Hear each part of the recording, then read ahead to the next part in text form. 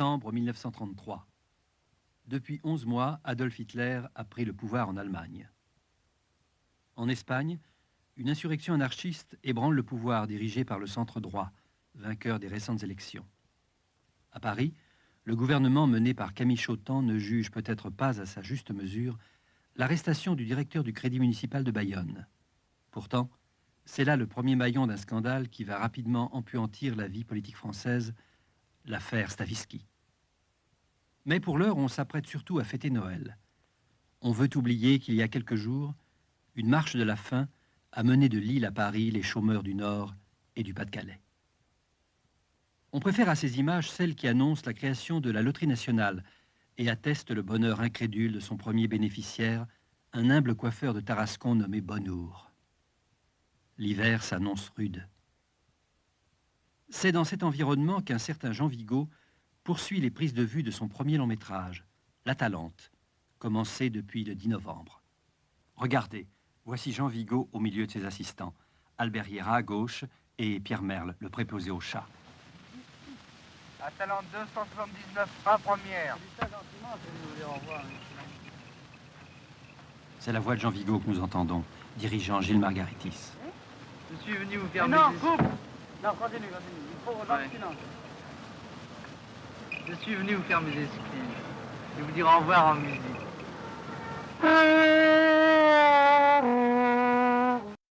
Jacques-Louis Nunez, jeune producteur inexpérimenté mais opiniâtre, croit au génie de Jean Vigo, bien que Zéro de conduite, fruit de leur première collaboration, ait été totalement interdit cette même année par la censure, pour sa fronde anarchisante et ses atteintes à l'image des pouvoirs publics, des prêtres, et peut-être aussi pour la fugace exhibition d'un sexe d'enfant.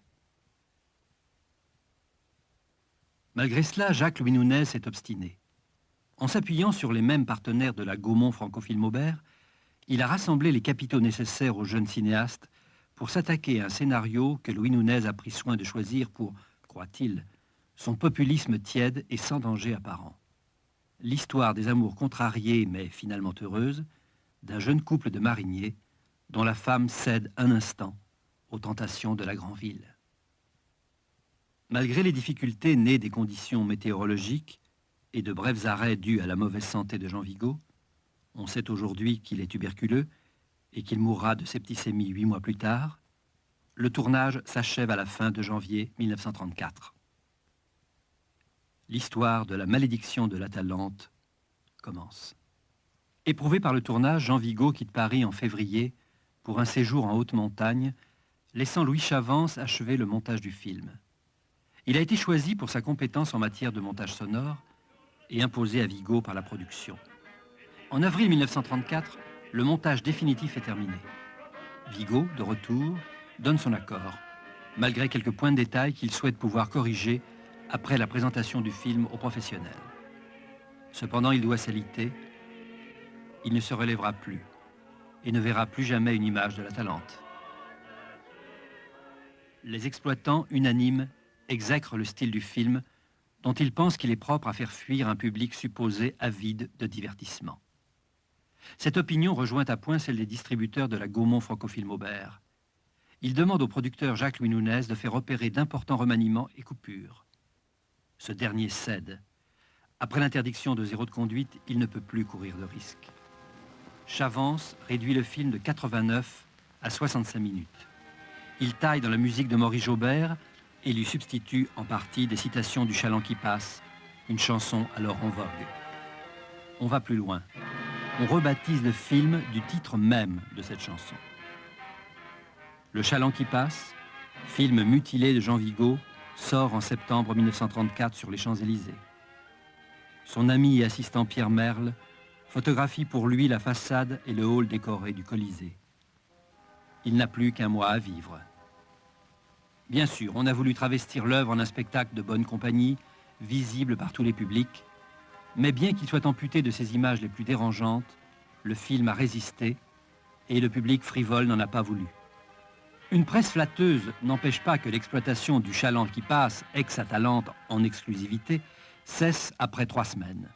L'œuvre, le chef-d'œuvre, rentre dans ses boîtes. Il n'en sort qu'en octobre 1940. Le film a été encore une fois remanié par des mains pressées.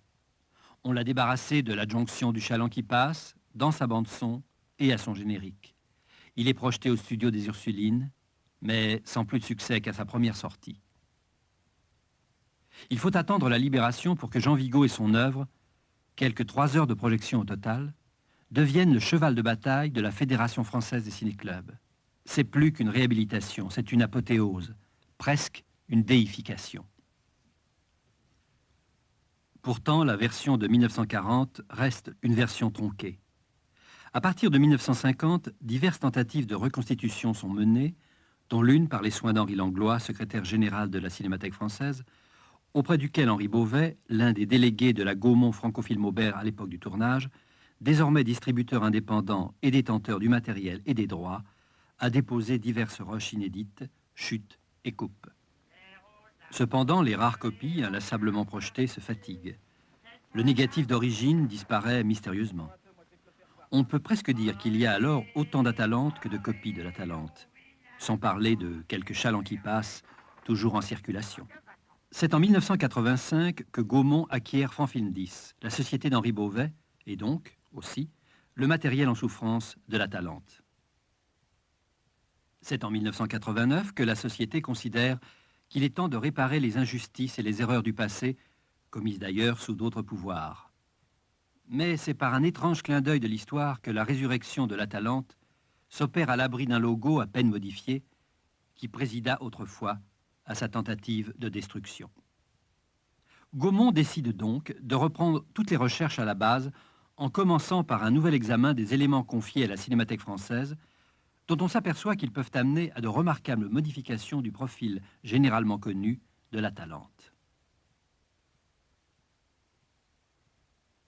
Début 1990, alors qu'une première restauration a commencé, une découverte capitale est faite au sein des archives britanniques du film. Une copie datant de 1934 et jamais sortie de ses boîtes depuis ce temps, probablement l'une des toutes premières avant le remontage sacrilège, comme en témoignent les poinçons d'origine et l'appellation même du film, l'Atalante. Avec cette copie, nous possédons enfin un maître étalon du film, sinon dans la première version autorisée par Vigo, du moins dans l'une des plus proches. Il nous faut aller à la rencontre du dernier carré des collaborateurs du film, tenter de recueillir auprès d'eux la moindre information qui pourrait éclairer le mystère de telle image à la dérive, de telle séquence apparemment incomplète et cependant si belle qu'il nous semble criminel de ne pas lui faire rejoindre la cohorte de ses pareils. Nous interrogeons Henri Storck, Charles Goldblatt, Pierre Merle, les plus proches collaborateurs et amis. Nous retrouvons Jean-Paul Alphen, l'ultime survivant des 3 metteurs en images.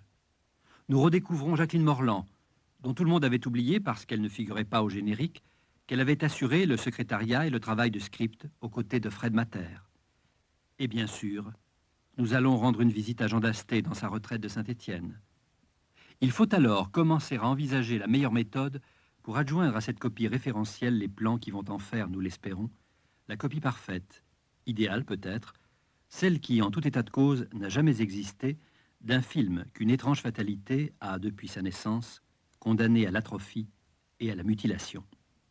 Nous ferons cela en sachant que Jean Vigo, dans les circonstances particulières de la réalisation de l'Atalante, ne pouvait tourner ne serait-ce qu'une seule image qui ne servirait pas à l'achèvement de son projet, à la complexité de son discours et de son écriture.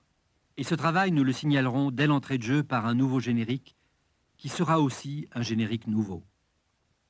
Enfin, qu'il nous soit permis de remercier les personnes et les organismes qui auront bien voulu, par leur collaboration compréhensive, leur amitié et la foi qu'ils portent, tout comme nous, à l'œuvre de Jean Vigo, permettre cette véritable renaissance. La renaissance d'un film dont il est sans doute inutile de dire, mais nous le disons, qu'il est un des sommets du cinéma. Il quitte Paris en février pour un séjour en haute montagne, laissant Louis Chavance achever le montage du film. Il a été choisi pour sa compétence en matière de montage sonore et imposé à Vigo par la production. En avril 1934, le montage définitif est terminé. Vigo, de retour, donne son accord, malgré quelques points de détail qu'il souhaite pouvoir corriger après la présentation du film aux professionnels. Cependant, il doit s'aliter. Il ne se relèvera plus et ne verra plus jamais une image de la Talente. Les exploitants, unanimes, exècrent le style du film dont ils pensent qu'il est propre à faire fuir un public supposé avide de divertissement. Cette opinion rejoint à point celle des distributeurs de la Gaumont Francophile Maubert. Ils demandent au producteur Jacques-Louis Nunez de faire opérer d'importants remaniements et coupures. Ce dernier cède. Après l'interdiction de 0 de conduite, il ne peut plus courir de risque. Chavance réduit le film de 89 à 65 minutes. Il taille dans la musique de Maurice Jaubert et lui substitue en partie des citations du Chaland qui passe, une chanson alors en vogue. On va plus loin. On rebaptise le film du titre même de cette chanson. Le Chaland qui passe, film mutilé de Jean Vigo, sort en septembre 1934 sur les Champs-Élysées. Son ami et assistant Pierre Merle photographie pour lui la façade et le hall décoré du Colisée. Il n'a plus qu'un mois à vivre. Bien sûr, on a voulu travestir l'œuvre en un spectacle de bonne compagnie, visible par tous les publics, mais bien qu'il soit amputé de ses images les plus dérangeantes, le film a résisté et le public frivole n'en a pas voulu. Une presse flatteuse n'empêche pas que l'exploitation du Chaland qui passe, ex-Atalante en exclusivité, cesse après 3 semaines. L'œuvre, le chef-d'œuvre, rentre dans ses boîtes. Il n'en sort qu'en octobre 1940. Le film a été encore une fois remanié par des mains pressées. On l'a débarrassé de l'adjonction du Chaland qui passe, dans sa bande-son et à son générique. Il est projeté au studio des Ursulines, mais sans plus de succès qu'à sa première sortie. Il faut attendre la Libération pour que Jean Vigo et son œuvre, quelques 3 heures de projection au total, deviennent le cheval de bataille de la Fédération française des ciné-clubs. C'est plus qu'une réhabilitation, c'est une apothéose, presque une déification. Pourtant, la version de 1940 reste une version tronquée. À partir de 1950, diverses tentatives de reconstitution sont menées, dont l'une par les soins d'Henri Langlois, secrétaire général de la Cinémathèque française, auprès duquel Henri Beauvais, l'un des délégués de la Gaumont Francophile Maubert à l'époque du tournage, désormais distributeur indépendant et détenteur du matériel et des droits, a déposé. Les exploitants, unanimes, exècrent le style du film dont ils pensent qu'il est propre à faire fuir un public supposé avide de divertissement. Cette opinion rejoint à point celle des distributeurs de la Gaumont Francophile Maubert. Ils demandent au producteur Jacques-Louis Nunez de faire opérer d'importants remaniements et coupures. Ce dernier cède. Après l'interdiction de 0 de conduite, il ne peut plus courir de risque. Chavance réduit le film de 89 à 65 minutes. Il taille dans la musique de Maurice Jaubert et lui substitue en partie des citations du Chaland qui passe, une chanson alors en vogue. On va plus loin. On rebaptise le film du titre même de cette chanson. Le Chaland qui passe, film mutilé de Jean Vigo, sort en septembre 1934 sur les Champs-Élysées. Son ami et assistant Pierre Merle photographie pour lui la façade et le hall décoré du Colisée. Il n'a plus qu'un mois à vivre. Bien sûr, on a voulu travestir l'œuvre en un spectacle de bonne compagnie, visible par tous les publics, mais bien qu'il soit amputé de ses images les plus dérangeantes, le film a résisté et le public frivole n'en a pas voulu. Une presse flatteuse n'empêche pas que l'exploitation du Chaland qui passe, ex-Atalante en exclusivité, cesse après 3 semaines. L'œuvre, le chef-d'œuvre, rentre dans ses boîtes. Il n'en sort qu'en octobre 1940. Le film a été encore une fois remanié par des mains pressées. On l'a débarrassé de l'adjonction du Chaland qui passe, dans sa bande-son et à son générique. Il est projeté au studio des Ursulines, mais sans plus de succès qu'à sa première sortie. Il faut attendre la Libération pour que Jean Vigo et son œuvre, quelques 3 heures de projection au total, deviennent le cheval de bataille de la Fédération française des ciné-clubs. C'est plus qu'une réhabilitation, c'est une apothéose, presque une déification. Pourtant, la version de 1940 reste une version tronquée.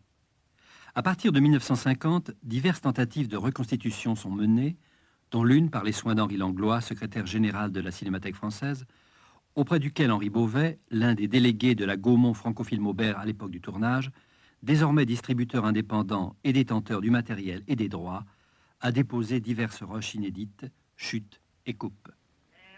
Cependant, les rares copies, inlassablement projetées, se fatiguent. Le négatif d'origine disparaît mystérieusement. On peut presque dire qu'il y a alors autant d'Atalante que de copies de l'Atalante, sans parler de quelques chalands qui passent, toujours en circulation. C'est en 1985 que Gaumont acquiert Fanfilm 10, la société d'Henri Beauvais, et donc, aussi, le matériel en souffrance de l'Atalante. C'est en 1989 que la société considère qu'il est temps de réparer les injustices et les erreurs du passé, commises d'ailleurs sous d'autres pouvoirs. Mais c'est par un étrange clin d'œil de l'histoire que la résurrection de l'Atalante s'opère à l'abri d'un logo à peine modifié qui présida autrefois à sa tentative de destruction. Gaumont décide donc de reprendre toutes les recherches à la base en commençant par un nouvel examen des éléments confiés à la Cinémathèque française dont on s'aperçoit qu'ils peuvent amener à de remarquables modifications du profil généralement connu de l'Atalante. Début 1990, alors qu'une première restauration a commencé, une découverte capitale est faite au sein des archives britanniques du film. Une copie datant de 1934 et jamais sortie de ses boîtes depuis ce temps, probablement l'une des toutes premières avant le remontage sacrilège, comme en témoignent les poinçons d'origine et l'appellation même du film, l'Atalante. Avec cette copie, nous possédons enfin un maître étalon du film, sinon dans la première version autorisée par Vigo, du moins dans l'une des plus proches. Il nous faut aller à la rencontre du dernier carré des collaborateurs du film, tenter de recueillir auprès d'eux la moindre information qui pourrait éclairer le mystère de telle image à la dérive, de telle séquence apparemment incomplète et cependant si belle qu'il nous semble criminel de ne pas lui faire rejoindre la cohorte de ses pareils. Nous interrogeons Henri Storck, Charles Goldblatt, Pierre Merle, les plus proches collaborateurs et amis. Nous retrouvons Jean-Paul Alphen, l'ultime survivant des 3 metteurs en images. Nous redécouvrons Jacqueline Morland, dont tout le monde avait oublié, parce qu'elle ne figurait pas au générique, qu'elle avait assuré le secrétariat et le travail de script aux côtés de Fred Matter. Et bien sûr, nous allons rendre une visite à Jean Dasté dans sa retraite de Saint-Étienne. Il faut alors commencer à envisager la meilleure méthode pour adjoindre à cette copie référentielle les plans qui vont en faire, nous l'espérons, la copie parfaite, idéale peut-être, celle qui, en tout état de cause, n'a jamais existé, d'un film qu'une étrange fatalité a, depuis sa naissance, condamné à l'atrophie et à la mutilation. Nous ferons cela en sachant que Jean Vigo, dans les circonstances particulières de la réalisation de l'Atalante, ne pouvait tourner ne serait-ce qu'une seule image qui ne servirait pas à l'achèvement de son projet, à la complexité de son discours et de son écriture. Et ce travail, nous le signalerons dès l'entrée de jeu par un nouveau générique, qui sera aussi un générique nouveau. Enfin, qu'il nous soit permis de remercier les personnes et les organismes qui auront bien voulu, par leur collaboration compréhensive, leur amitié et la foi qu'ils portent, tout comme nous, à l'œuvre de Jean Vigo, permettre cette véritable renaissance. La renaissance d'un